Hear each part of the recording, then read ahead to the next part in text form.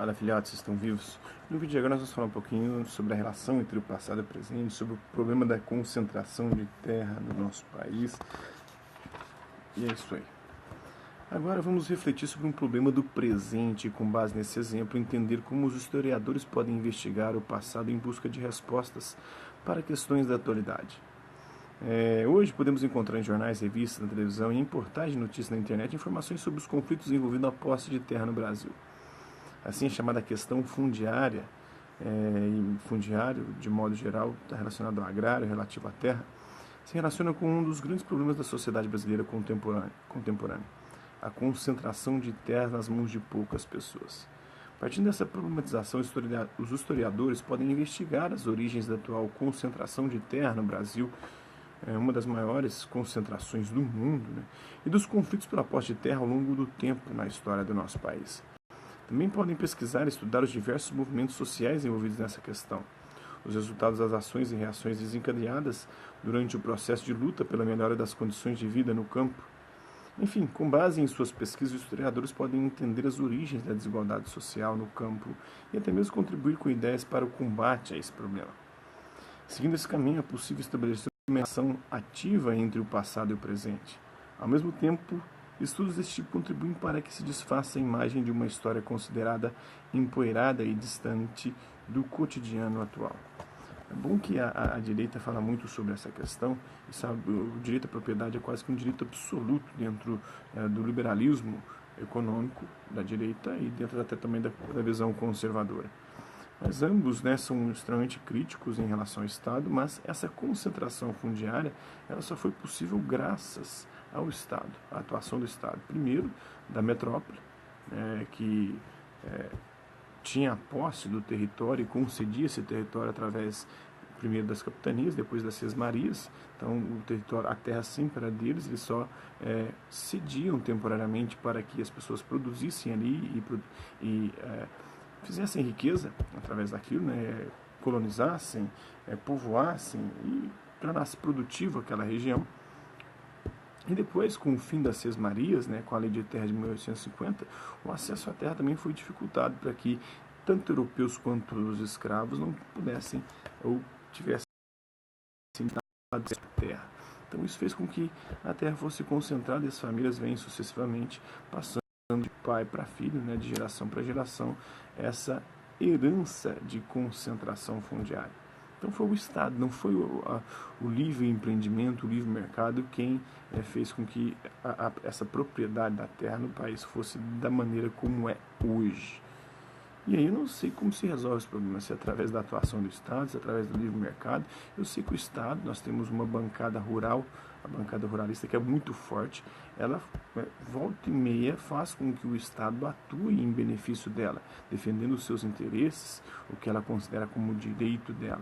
Mas na verdade é uma atuação independente para salvar, muitas das vezes, eles, né, os produtores rurais, produtores entre aspas, porque eles não produzem, eles exploram ali, é uma questão bem complicada, bem tensa. Então é um tema muito tenso, muito complicado. Então na foto acima, colheita de maçãs em plantação familiar na Serra Gaúcha, em Veranópolis, em 2013, no Rio Grande do Sul.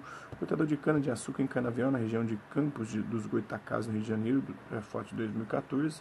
Cada vez menos, né, temos cortadores de cana, o trabalho braçal está, à medida que o tempo passa, cada vez mais excluído ou cada vez sendo menos utilizado no campo.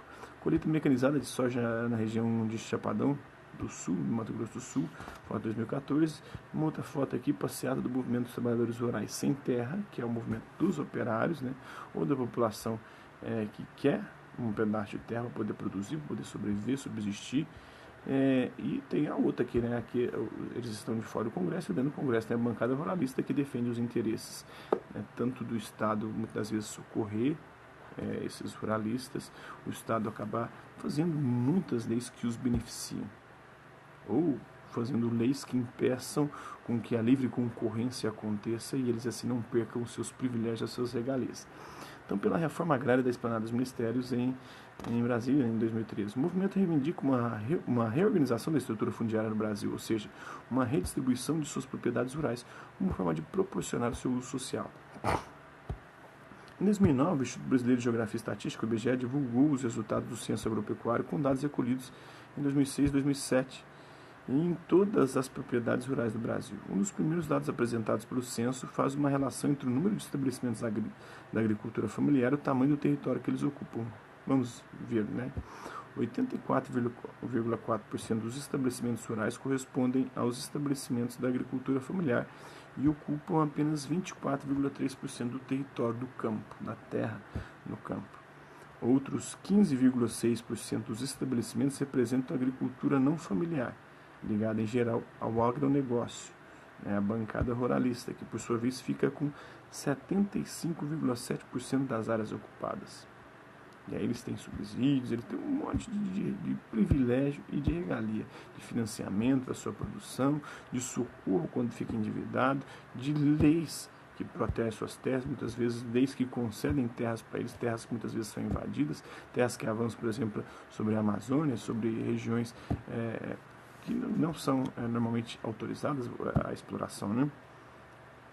Ao observarmos esses números, percebemos como é grande a concentração de terras no Brasil, uma vez que pouco mais de 15% dos territórios concentram mais de 75% da área produtiva do país. Então essa é a realidade. De acordo com os dados apresentados no texto, a maior parte das terras produtoras de alimento no país em que vivemos é cultivada por agricultores familiares ou por grandes empresas do agronegócio. Grandes empresas do agronegócio, né? A concentração da propriedade da terra no Brasil pode gerar conflitos no campo. Então, por que isso acontece? Os aspectos destacados nos textos deverão incluir, né, provavelmente, a desigualdade e a exploração daqueles que possuem poucas terras. Eles não têm o socorro do Estado, né, quando precisam e acabam perdendo, e aí a concentração aumenta ainda mais. Primeiros resultantes da concentração: a falta de oportunidade de emprego, a necessidade de migrar para outras regiões e a violência. Você conhece o significado da expressão reforma agrária?